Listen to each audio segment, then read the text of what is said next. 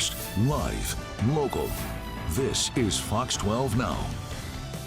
Everyone, welcome back to Fox 12 Now. I'm Greg Nibbler here on this day of giving, talking about the Oregon Humane Society and some of the amazing work that they do. I want to remind you, you can scan that QR code on your screen and make a donation or make a phone call or go to that website. Any of those are great ways to help contribute. And we're learning more on each one of these segments about what the Humane Society does. And this one, we're going to be talking about the Oregon Humane Society Humane Law Enforcement. Now, I didn't know this, and I want to make sure that I get this right, but there are special agents commissioned by the Oregon State Police to enforce animal welfare laws all over the state. And they respond to more than 3,000 reports every year. And we're going to learn a little bit more about that. Stephanie Kralevich, our own Fox 12 Oregon Stephanie Kralevich, went out and talked to them, learn some more about how this works. So we're going to go ahead and do that, and then we're going to come back and talk to Laura and a couple of special guests that you'll definitely want to see. Felt like a cat taxi the last couple of months. Humane Special Agent Mark Kingma has worked at Oregon Humane Society for the past 4 years. I've been bringing in so many cats between here and Salem. Kingma is one of Oregon Humane Society's 3 humane special agents, commissioned by Oregon State Police to enforce animal welfare laws across the state. Their positions are funded not by tax dollars, but by donations to Oregon Humane Society. OHS says the humane law enforcement team responds to thousands of reports each year. Animal abuse, animal neglect, animal abandonment, theft if it involves an animal. Agent Kingma says on the majority of the calls he responds to, he doesn't end up having to seize an animal from its home. We do things like carry dog food, cat food, flea medicine. He says pet owners often willingly surrender their animals because they simply can't meet Oregon's minimum care standards due to financial reasons or lack of space. Just people having way too many unexpected kitten populations. They didn't get their cats fixed in time. The most common thing we see is neglect, and that would mean something like not enough food, or skin issues like they have too many fleas, or overpopulation of animals like too many cats. Chris Alori is the Oregon Humane Society's chief of humane law enforcement. He says the Animal Crimes Forensic Center that opened 2 years ago at OHS is one of only 2 in the United States. There's one here in Portland, Oregon, run by the Oregon Humane Society, and there's another one in Florida. When there is a case of criminal animal abuse or neglect, forensic veterinarians can provide investigators with evidence that can be used in court. Basically, it's the medical examiner of the animal world, right? So we have forensic vets that will look at an animal that unfortunately may have been deceased, or died, and they're trying to determine, is there neglect? Many of the animals that we see in this space are already deceased, and there's not another way for us to tell their story besides finding out what happened to them.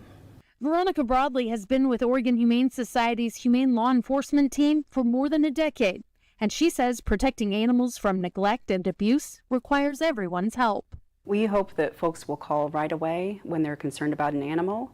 It might not be that what they're reporting is a crime or something that requires police response, but if you're concerned about an animal, please give us a call.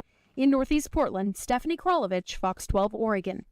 Wow, that's incredible to learn about. And again, we're learning a lot today here from the Oregon Humane Society. And we've got Laura with us once again. And Laura, it's been great to talk to you here throughout the afternoon. And I want to remind everybody, you can scan that code on your screen to donate. But that's such an incredible story of that work that they do. Yeah, not a lot of people know that we have a humane law enforcement team here at the Oregon Humane Society, and our officers are commissioned by the Oregon State Police. They are authorized to enforce animal welfare laws all throughout the state. And that team also includes evidence technicians, forensic veterinarians that work in that Animal Crimes Forensic Center.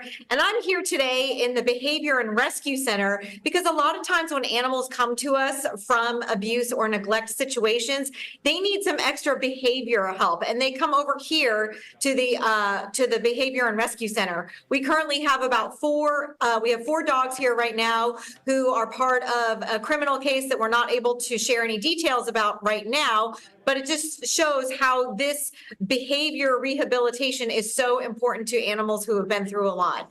But I'm excited right now, actually, to introduce you to Annika Howland, who is our program manager for the training and for behavior modification for dogs. And this is Chapel Roan.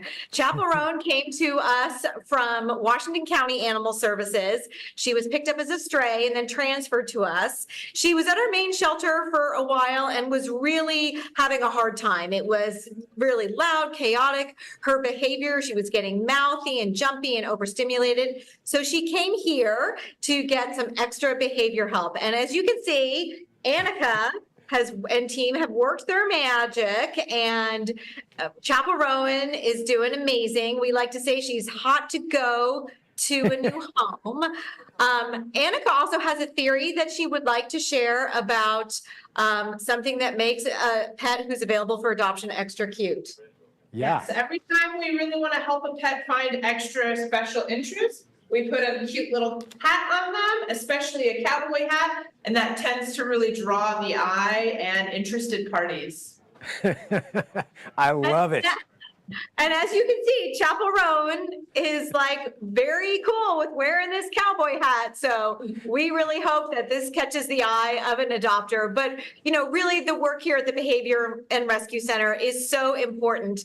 I mean, to see the transformation of some of these animals who come to us either fearful, extremely shy, or like Chapel Roan who kind of can't control their emotions, and to see them turn into pets like this who are excited to learn and just really that next step is their loving home. So she is available for adoption, and she could even come with that cowboy hat if you'd like. I think it's that she's going to get adopted pretty quick.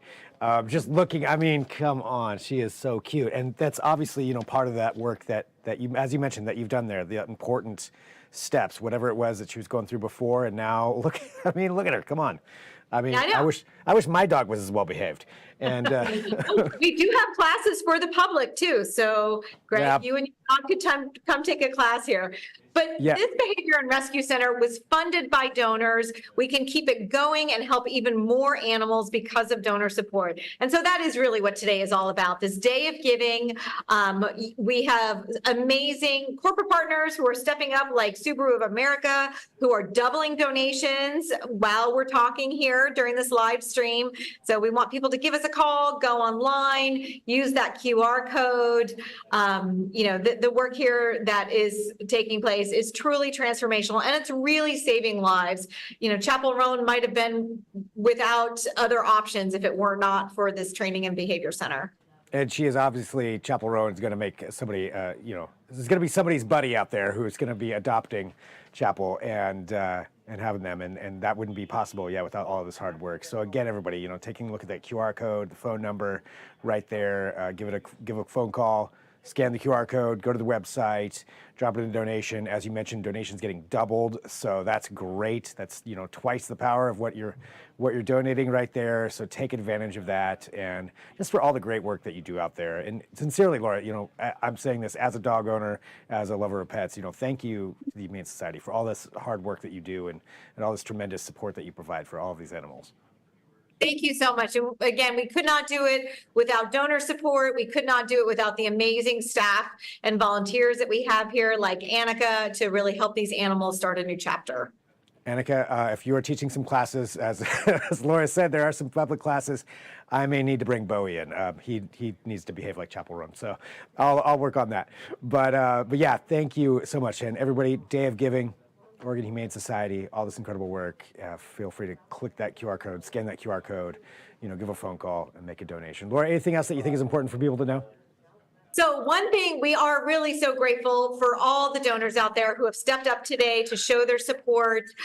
Bill and Katie Taylor, they were matching the first $50,000 that we raised today, and we have hit that mark. So we're super excited and super grateful to Bill and Katie Taylor. Coming up in the 4 o'clock hour of Fox 12 News, we will have a special tribute to the dog that inspired the Taylor's generosity. So we're excited to share that in the 4 o'clock hour.